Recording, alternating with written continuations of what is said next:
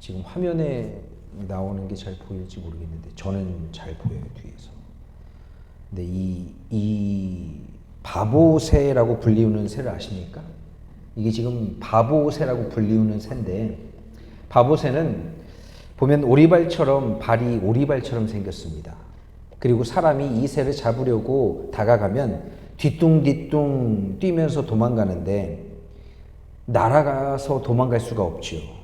그 이유는 이 새가 지금 날개가 굉장히 너무 커서 날아서 도망갈 수가 없습니다. 그래서 바보새라고 불리우지요. 걸어가는 모습도 뒤뚱뒤뚱거리고 또 혼자서 날아갈 수 없어서 이 새에게 붙여진 이름이 바보새입니다. 그런데 이 바보새는요, 날개를 펴면 날개의 길이가 이렇게 양팔을 탁 우리가 펴듯이 날개를 펴면 3.5m가 됩니다. 3.5m. 그리고 몸통의 길이만 1m가 되죠. 그래서 이 바보새는 새 중에서 가장 큰 새 중에 하나라고 해요. 그런데 아까도 말씀드린 것처럼 혼자서 날 수가 없습니다. 그러면 이 새는 언제 날아오를까요? 바람이 세차게 불어야 날 수 있습니다. 그리고 또 땅에서는 날 수 없고요.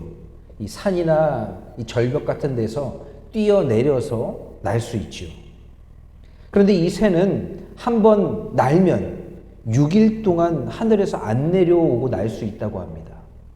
그리고 하루에 800km나 날아갈 수 있다고 하지요. 바보새라고 불리우는 이 새의 진짜 이름이 있는데 그 이름은 바로 알바트로스입니다. 알바트로스. 이 새는 역설적이게도 폭풍 속에서 날 수 있는 거의 유일한 새라고 해요. 평온할 때가 아니라 폭풍이 올 때 자신의 진가를 발휘하는 새가 되지요. 여러분, 우리도 마찬가지입니다. 크리스천의 삶은 사실 어디에서 진가가 발휘되냐? 평온한 일상에서 크리스천의 진가가 발휘되는 게 아니라 폭풍 속에서 평온한 알바트로스 새같이 생활하는 그때 바로 크리스천의 진가가 발휘되지요. 삶에 문제가 하나도 없고 평온하고 뭐 이러면 좋겠지만 여러분, 내가 원하는 자아를 완전히 죽인 채로 살아가야지만 고난이 왔을 때 그걸 능히 이길 수 있는 믿음이 생기는 것입니다. 오늘 이 시간 고린도후서 말씀을 통해서 바울 사도가 전하는 진정한 그리스도인의 삶에 대하여 함께 나누길 원합니다. 고린도후서 6장 1절 오늘 본문 말씀을 보면 이렇게 말씀합니다. 우리가 하나님과 함께 일하는 자. 여러분, 우리가 하나님과 함께 일하는 자라고 깨닫고 생각하는 것은 우리의 신앙생활에 굉장히 중요하지요. 우리는 하나님의 종이 맞습니다. 그러나 이 종이라는 개념은 마치 조선시대의 양반의 노비 이런 개념이 아니에요. 하나님은 우리를 동역자로 부르셨습니다. 파트너의 개념이죠. 그렇다면 제가 여러분께 한 가지 질문을 드려볼게요. 하나님은 내가 없으면 하나님의 일을 하실 수 없을까요? 하나님은 내가 없으면 하나님 나라의 일을 하실 수 없습니까? 하나님은 내가 없어도 하나님의 일을 하실 수 있죠. 그러니 우리가 하나님을 향해서 전지전능하신 하나님 이렇게 부르지 않습니까? 여러분, 혹시 그럼에도 불구하고 하나님이 우리를 부르신 까닭이 뭘까요? 그러면 하나님이 다 하실 수 있는데 그러면 왜 하나님은 우리를 부르셨을까요? 여러분, 혹시 어디 좋은 곳에 혼자 가게 되면 어떤 생각을 하십니까? 이곳에 내가 사랑하는 사람과 내 가족과 함께 다시 오고 싶다. 이런 생각 하십니까? 안 하세요? 그냥 have fun 하십니까? 나만 좋으면 됐지. 또 어떤 모임에 나가게 되었을 때 이제 함께 식사를 하게 되죠. 그런데 맛있는 음식을 그곳에서 내가 먹게 되었을 때 어떤 생각하세요? 아, 오늘 땡 잡았다. 나 너무 맛있는 음식 먹는다. 기분 좋다. 이렇게 생각하십니까? 아니면 아, 여기 나중에 내 남편이랑 혹은 내 아내랑 아니 내 자녀들이랑 같이 한번 꼭 와서 이 맛있는 거 다시 한번 먹어봐야겠다. 이런 생각하십니까? 어떤 생각하세요? 전자예요? 후자예요? 후자예요. 나만 좋으면 돼가 아니라 가족들이랑 함께 나누고 싶죠. 여러분, 그런데 하나님도 마찬가지예요. 하나님이 우리 없이도 말씀으로 세상을 창조하시는 분이신데 여러분, 우리가 꼭 필요하겠습니까? 그런데 하나님이 우리를 동역자로 부르신 이유가 뭘까요? 그 이유는 사랑이에요. 사랑.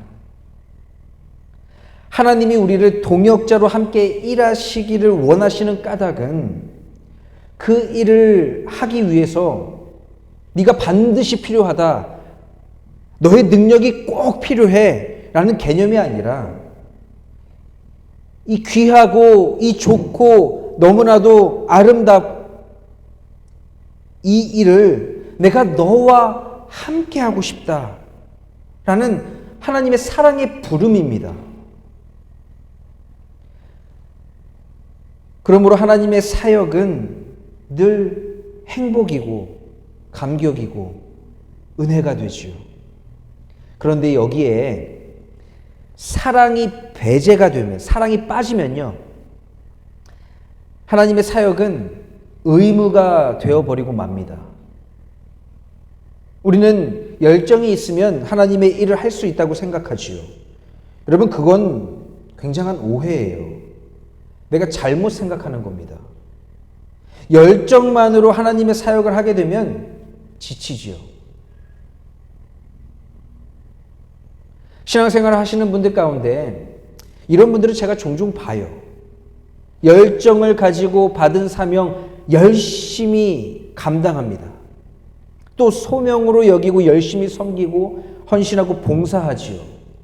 그런데 그러다가 나중에 지쳐서 쓰러지는 분들도 보고 번아웃처럼 매사에 무기력함을 느끼시는 분들도 보게 됩니다.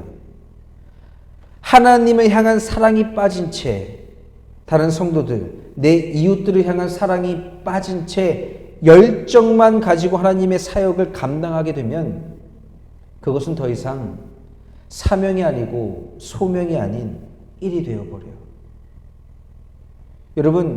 여러분의 일상에서 일하시는 일들 있잖아요. 직장생활 혹은 비즈니스. 여러분, 그 일을 할 때에도 요즘 많이 문제가 되는 것 중에 하나가 뭡니까? 번아웃에 빠진다라는 거예요. 번아웃에. 일하다가 번아웃에 빠진다라는 거예요. 여러분, 왜 그럴까요? 열정은 있고 열심히 하는데 바로 거기에 그 일이 사랑으로 내 사명이 되고 내 소명이 되지 못하기 때문입니다. 그러니까 번아웃에 빠지게 되는 거예요.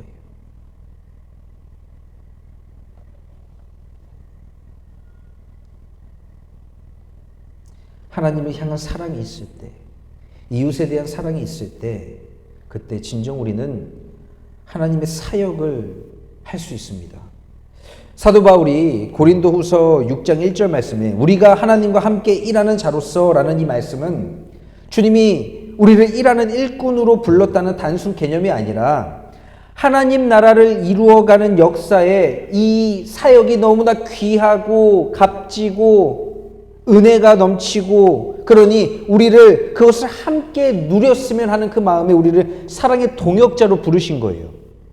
우리가 마치 좋은 곳에 가면 내 아내, 내 남편, 내 자녀들이 떠오르고 맛있는 음식을 먹으면 내 가족들이 생각나는 것처럼 이 사역, 하나님 나라의 이 일이 너무나 귀하고 소중하고 은혜되고 축복인데 이 일을 내가 너와 함께 하고 싶다. 라는 사랑의 부르심입니다. 주님이 우리를 원하실 때 이렇게 생각하시는 분들 계실지도 모르겠어요. 아, 내가 이 일을 할 만해서 나를 부르시는구나. 여러분, 그렇게 생각하면 안 됩니다. 어떻게 생각해야 되냐? 주님이 나를 사랑하셔서 아, 이 귀하고 너무 좋은 일을 나와 함께 하고 싶어 하시는구나 라고 생각해야 합니다. 여러분, 나만 할 수 있는 일이란 없어요. 직장생활 경험해 보신 분들 아마 다들 경험해 보셨을 텐데, 일할 때는요, 이 프로젝트 나 아니면 안 될 것 같고, 이 회사가 나 아니면 안 돌아갈 것 같고, 그렇죠. 그런데 어떻습니까? 내가 사직서를 내고 일을 그만두면 그 회사 망합니까? 아니요. 회사는 굴러갑니다. 나 없어도 다른 사람이 그 일을 대체해서 잘 굴러가요. 일할 때는 내가 그렇게 생각하지만 세상에 그런 법은 없더라고요. 하나님이 이 사역의 자리에 나를 초청하여 부르신 게 내 능력이 꼭 필요해서, 나 아니면 안 돼서 부르신 게 아니에요. 하나님이 이 귀하고 복되고 너무 소중하고 값지고 은혜고 너무나 감격적인 이 일을 나를 사랑하셔서 내가 너와 함께하고 싶다는 사랑의 초청입니다. 고린도후서 6장 1절 말씀을 보면 하나님의 은혜를 헛되이 받지 말라라고 바울 사도가 이야기합니다. 여러분, 이 말씀이 어떤 의미입니까? 지금 바울 사도는 많은 사람들이 그토록 하나님의 놀라운 은혜를 경험하고도 하나님의 은혜를 헛되이 흘려버리고 있다고 말하는 거예요. 고린도에 있는 교인들은 이와 같은 삶을 살고 있었습니다. 하나님이 예수 그리스도를 우리에게 보내셔서 그 십자가 보혈로 우리가 새 생명, 새로운 피조물이 되는 그 길을 열어주셔서 우리가 구원받은 존재로 하나님의 은혜와 은총을 선물 받은 존재가 되게 하셨는데 그들이 어떤 삶을 살아가고 있었습니까? 자기 중심적 믿음 생활을 하고 있는 거예요. 오늘날에도 많은 그리스도인들이 이 함정에 빠져서 살아갑니다. 그래서 구원이라는 이 하나님의 귀한 그 선물, 너무나 귀중하고 값진 그 은혜를 바울 사도가 말하는 것처럼 헛되이 흘려버리면서 살아가지요.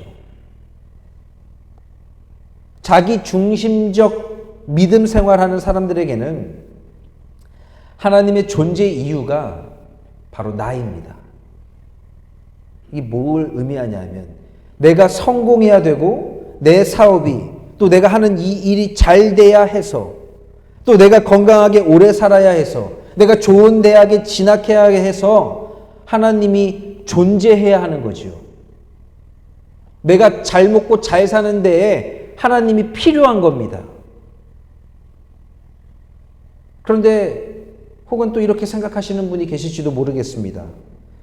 목사님, 아니 내가 잘 되면 그 하나님에게도 좋은 거 아닙니까?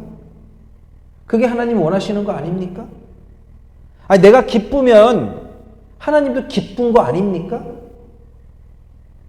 그런데 여러분, 이 자기중심적 신앙이 바로 사탄이 우리에게 주는 시험이에요. 고난, 역경, 내 삶이 흔들리고 내 몸이 병들게 되고 이런 것도 물론 시험거리가 될 수 있죠. 그런데 그런 건 그리스도인에게 있어서 신앙에 큰 문제가 되진 않습니다. 그리스도인에게 있어서 고난과 역경, 시험과 같은 것들은 오히려 때때로 하나님께 더 가까이 나아가게 만들기도 합니다. 그런데 우리 신앙의 가장 큰 걸림돌은 내가 하나님께 가까이 다가가지 못하게 하는 것이 가장 큰 걸림돌이지요. 내가 성공하니까, 내가 세상에서 잘 먹고 잘 살게 되니까 여러 많은 사람들이 제발 한번 만나달라고 나에게 요청하고 또 내 일이 바빠지게 되고 여행도 가야 되고 내 삶을 즐겨야 하고 그러다 보니 하나님 앞에 나아오지 못합니다. 하나님과 멀어져요. 하나님과 가까워져야 하는 이유가 사라지게 됩니다. 이게 그리스도인에게 있어서 가장 큰 문제가 된다라는 거예요. 고린도 교인들도 머리로는 이해했습니다. 하나님이 나에게 주시는 구원이라는 귀한 선물을 주셨다. 나의 죄를 대속하기 위해 예수 그리스도가 십자가에서 피 흘려 죽으셨다. 그로 인하여 내가 새로운 구원을 얻게 되었다. 새 생명을 얻게 되었다라는 것을 머리로는 이해했습니다. 그런데 현실의 삶에서는요, 머리로는 아는데 삶이 사라지지 않는 거예요. 그 머리로 아는 대로 삶에서 사라지지 않는 것입니다. 회개해야 하는데, 삶을 주님께로 돌이켜야 하는데 그게 안 되는 거예요. 그래서 지금 바울 사도가 그들을 향해 이렇게 이야기합니다. 하나님의 은혜를 다 흘려버리고 있다라고 말이지요. 그로 인하여 바울 사도가 고린도 교인들에게 간청하는 것은 그로 인하여 하나님의 은혜를 헛되이 흘려버리지 말라는 것입니다. 하나님을 갈망하는 삶에서 멀어지게 되지 말라는 것이에요. 고린도후서 6장 2절 말씀에 이르시되 내가 은혜 베풀 때에 너에게 듣고 구원의 날에 너를 도왔다 하셨으니 보라 지금은 은혜 받을 만한 때요 보라 지금은 구원의 날이로다 라고 말씀합니다. 하나님이 우리를 상속할 자녀로 부르셨습니다. 그런데 이와 같은 약속을 어디에서 하나님이 하셨습니까? 내가 은혜 베풀 때에 너에게 듣고 구원의 날에 너를 도왔다. 이 말씀은 바로 이사야서 49장 말씀에서 하신 말씀입니다. 고린도서 6장 2절 말씀은 바울 사도가 이사야서 49장 8절 말씀을 인용한 말씀입니다. 이사야 49장 8절 말씀을 보면 이렇게 말씀합니다. 여호와께서 이같이 이르시되 은혜의 때에 내가 내게 응답하였고 구원의 날에 내가 너를 도왔도다. 내가 장차 너를 보호하여 너를 백성의 언약으로 삼으며 나라를 일으켜 그들에게 황무하였던 땅을 기업으로 상속하게 하리라 라고 말씀합니다. 지금 이 이사야서의 배경을, 이 말씀의 배경을 보면 지금 이스라엘 백성들이 바빌론에서 포로 생활하고 있어요. 그들이 삶에서 너무 죄를 짓고 살아가서 하나님이 그들을 들어서 강제로 바빌론이라는 나라를 통해서 강제로 이주시킵니다. 그래서 그곳에서 포로 생활을 하고 있는데 하나님이 이스라엘 백성들에게 말씀하시는 게 무엇입니까? 황무하였던 땅을 기업으로 상속하게 하리라 라고 말씀하세요. 이스라엘 백성들은 지금 포로 생활 중에 있습니다. 고통 가운데 신음하는 가운데 있죠. 그런 가운데 하나님이 이사야를 통해서 하시는 말씀은 땅을 기업으로 상속하게 하리라 라고 말씀하십니다. 이 말씀의 의미는 뭔가요? 지금 포로 생활로 인해 삶이 힘들고 자유가 없고 매일매일의 삶이 고통 가운데 놓여 있고 마치 노예와 같은 취급을 받으며 내 나라가 아니고 내 것이 하나도 없는 이 이방 땅에서 살아가는 이들에게 하나님이 땅을 기업으로 상속한다라는 것이 여러분 무슨 의미입니까? 이 말씀은 하나님께서 내가 너희를 이방 땅에서 건져내겠다. 다시 너희 나라를, 너희 민족을 바로 세우겠다. 내가 너희를 구원해 내겠다라는 뜻입니다. 땅을 기업으로 상속한다라는 말은 바로 구원이 너희에게 임할 것이다 라는 뜻이에요. 사도 바울이 의와 죄를 바꿔주시는 하나님의 은혜를 설명하고 하나님과 화목하라고 지금 간청하면서 지금이 바로 은혜 받을 만한 때고 지금이 구원의 날이다 라고 말씀합니다. 이 이야기를 바울이 한 이유가 있어요. 바울은 지금 사울이었던 자신의 옛사람의 행실로 인해서 고린도 교인들이 자신을 오해하고 불신하고 있는 상황이었습니다. 더 나아가 고린도 교인들은 바울을 비방하죠. 왜 그런 일이 벌어지게 되었을까요? 고린도 교인들은요, 사도 바울에 대한 문제를 자꾸 세상적인 시각으로 오해를 하기 시작했습니다. 여러분, 그런데 만약에 누군가가 여러분을 오해하고 불신하고 비방한다면 여러분은 어떻게 대처하시겠어요? 그 사람을 일일이 찾아가서 네가 지금 생각하는 게 오해야, 잘못된 거야, 아니야, 그렇지 않아, 이렇게 타이르면서 오해를 풀려고 그렇게 하시겠습니까? 아니면 마음대로 생각해라, 내가 너 안 보면 그만이야, 이렇게 하시겠습니까? 어떻게 하시겠어요? 일일이 한 사람 한 사람 찾아가서 그거 아니야, 잘못된 생각이야, 그렇지 않아, 사실은 그게 아니야, 이렇게 타이르고 설득하시겠습니까? 아니면 당신 아니어도 내가 만날 사람 많아, 마음대로 해, 안 보면 그만이야, 이렇게 하시겠어요? 어떻게 하시겠습니까? 바울 사도는 지금 자신을 비방하고 모욕하고 오해하고 불신하는 그런 고린도 교인을 바라보면서 바울은 안타까운 마음을 가지고 있었어요. 여러분, 누군가를 찾아가서 설득하는 것도 여러분 사랑이 없으면 할 수 없는 일입니다. 사랑이 없으면 그 일 못해요. 여러분, 단순히 우리를 사망에서 생명으로 옮기는 것이 하나님의 목적이 아닙니다.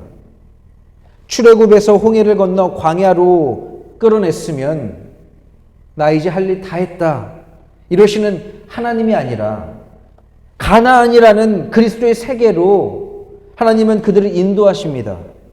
하나님은 단순히 우리를 고난 가운데 절망 가운데에서 건져내 주시는 분이 아니십니다.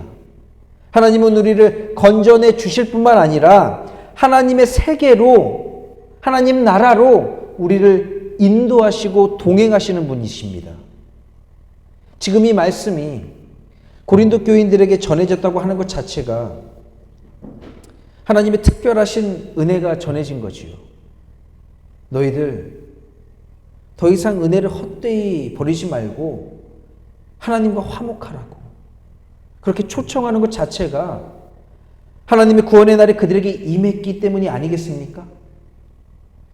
하나님을 향해 항상 깨어있고자 하는 사람에게는요, 매일매일이 은혜 받을 만한 날이 됩니다.